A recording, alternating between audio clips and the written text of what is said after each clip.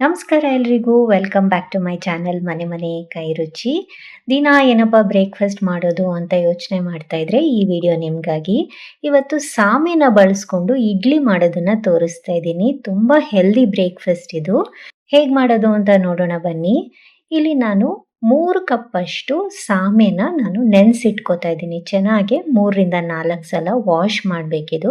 ಮಾಮೂಲಿ ಇಡ್ಲಿಗೆಲ್ಲ ಯಾವ ರೀತಿ ನಾವು ತೊಳೆದು ನೆನೆ ಇಟ್ಕೋತೀವಲ್ವ, ಅದೇ ರೀತಿ ಚೆನ್ನಾಗಿ ವಾಶ್ ಮಾಡಿ ನೆನೆಸಿಟ್ಕೊಳ್ಬೇಕು.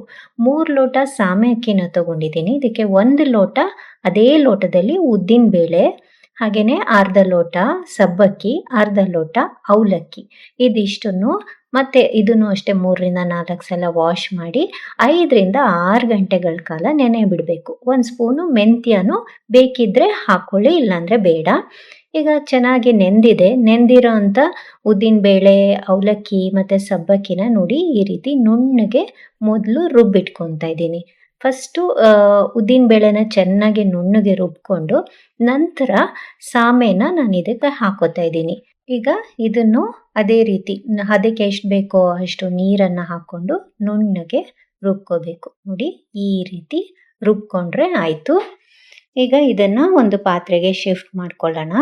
ಸಾಮೆನ ಸ್ವಲ್ಪ ತರಿ ಇರೋದು ಇಡ್ಲಿಯಲ್ಲಿ ಇರೋಕ್ಕೆ ಇಷ್ಟಪಡೋರು ತರಿಯಾಗೂ ರುಬ್ಕೋಬೋದು. ಈಗ ನೋಡಿ ಮಿಕ್ಸಿ ಜಾರ್ಗೆ ಸ್ವಲ್ಪ ನೀರು ಹಾಕ್ಕೊಂಡು ಹಾಕ್ತಾಯಿದ್ದೀನಿ. ಇದಕ್ಕೆ ನಾನು ಈಗಲೇ ಉಪ್ಪು ಹಾಕಿ ಉದ್ಗೋಕೆ ಬಿಡ್ತಾಯಿದ್ದೀನಿ. ನಿಮ್ಮ ಅಭ್ಯಾಸಕ್ಕೆ ತಕ್ಕಂತೆ ನೀವು ಇಡ್ಲಿ ಮಾಡುವಾಗ ಬೇಕಾದರೂ ಉಪ್ಪನ್ನು ಹಾಕ್ಕೋಬೋದು. ನಾನು ಓವರ್ನೈಟೇ ಉಪ್ಪು ಹಾಕಿ ಉದ್ಗೋಕೆ ಬಿಟ್ಟಿದ್ದೀನಿ. ನೋಡಿ 8 to 9 hours ಇದು ಚೆನ್ನಾಗಿ ಫರ್ಮೆಂಟ್ ಆಗಿದೆ. ಫರ್ಮೆಂಟ್ ಆದಮೇಲೆ ನೋಡಿ ಎಷ್ಟು ಚೆನ್ನಾಗಿ ಉಬ್ಬಿ ಬಂದಿದೆ ಅಂತ. ಇದು ಬೆಳಗಿನ ಬ್ರೇಕ್ಫಾಸ್ಟ್ಗೆ ನಾನು ಮಾಡ್ತಾ ಇರೋದು. ನಾನು ರಾತ್ರಿ ಇಡೀ ಇದನ್ನು ಹುದ್ಗೋಕೆ ಬಿಟ್ಟಿದ್ದೆ. ಈಗ ಇದನ್ನು ಚೆನ್ನಾಗಿ ಒಂದ್ಸಲ ಮಿಕ್ಸ್ ಮಾಡ್ಕೊಳ್ಬೇಕು. ಹದ ನೋಡ್ತಾ ಇದ್ದೀರಲ್ವ, ಈ ಹದಕ್ಕಿದ್ರೆ ಇಡ್ಲಿ ಸಾಫ್ಟಾಗಿ ಚೆನ್ನಾಗಿ ಬರುತ್ತೆ. ಇದನ್ನು ಇನ್ನಷ್ಟು ಹೆಲ್ದಿ ಮಾಡೋಕ್ಕೆ ನಾನು ಸ್ವಲ್ಪ ಕ್ಯಾರೆಟು ಮತ್ತು ಕೊತ್ತಂಬರಿ ಸೊಪ್ಪನ್ನು ಹಾಕಿ ಮಿಕ್ಸ್ ಮಾಡ್ತಾ ಇದ್ದೀನಿ. ಈಗ ಒಂದು ಇಡ್ಲಿ ಪ್ಲೇಟಿಗೆ ಸ್ವಲ್ಪ ತುಪ್ಪನ ಹಚ್ಕೋತಾ ಇದ್ದೀನಿ. ನಿಮಗೆ ತುಪ್ಪ ಬೇಡ ಅಂದರೆ ಎಣ್ಣೆನೂ ಸಹ ಹಚ್ಕೊಂಡು ಇಡ್ಲಿ ಹಿಟ್ಟನ್ನು ಹಾಕೋಬೋದು. ಇದು ಕಂಠಕ್ಕಿಂತ ಸ್ವಲ್ಪ ಕಡಿಮೆ ಹಾಕ್ಕೊಳ್ಳಿ, ಇಡ್ಲಿ ಉಬ್ಬಿ ಬರೋಕ್ಕೆ ಅವಕಾಶ ಆಗುತ್ತೆ. ಈಗ ಇದನ್ನು ಹಬೆನಲ್ಲಿ 10 ರಿಂದ 12 ನಿಮಿಷ ಬೇಯಿಸ್ಕೊಂಡ್ರೆ ಸಾಕಾಗುತ್ತೆ. ಮಾಮೂಲಿ ಇಡ್ಲಿ ಎಲ್ಲ ಯಾವ ರೀತಿ ಬೇಯಿಸ್ಕೋತೀವೋ ಅದೇ ರೀತಿ. ಅಷ್ಟರಲ್ಲಿ ಚಟ್ನಿಗೆ ಕಾಯಿ, ಹಸಿಮೆಣಸಿನ್ಕಾಯಿ, ಕೊತ್ತಂಬರಿ, ಹುರ್ಗಡ್ಲೆ, ಬೆಳ್ಳುಳ್ಳಿ, ಉಪ್ಪು, ಸ್ವಲ್ಪ ಮೆಣಸು ಇದಿಷ್ಟು ಹಾಕ್ಕೊಂಡು ರುಬ್ಕೊಂಡ್ಬಿಟ್ರೆ ಚಟ್ನಿನೂ ರೆಡಿ ಆಗುತ್ತೆ. ನಿಮಗೆ ನೀರು ಚಟ್ನಿ ಇಷ್ಟ ಅಂದರೆ ಸ್ವಲ್ಪ ತೆಳ್ಳಗೆ ಮಾಡ್ಕೋಬೋದು ಚಟ್ನಿನ. ಗಟ್ಟಿ ಅಂದರೆ ಈ ಹದ ಸಾಕು. ಲಾಸ್ಟಲ್ಲಿ ಉದ್ದಿನಬೇಳೆ, ಕರಿಬೇವು, ಮೆಣಸಿನ್ಕಾಯಿ ಹಾಕಿರೋಂಥ ಒಗ್ಗರಣೆನ ಹಾಕಿದ್ರೆ ಚಟ್ನಿನೂ ರೆಡಿ.